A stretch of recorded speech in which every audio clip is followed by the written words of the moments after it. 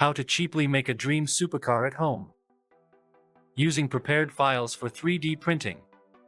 Original scale and reduced scale for children.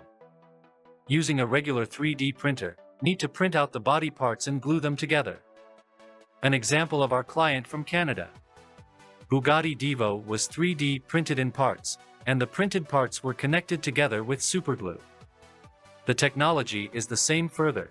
Having assembled a layout from parts printed on a 3D printer, it is necessary to make fiberglass molds for further production of the fiberglass body.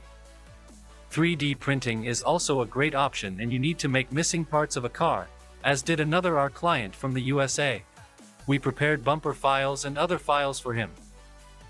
He printed the bumper on a 3D printer and installed it on an original Lamborghini Murcielago. Then he will make a finished carbon parts using these printed pieces. You can get digital files of any car you want to build on our web store. Welcome!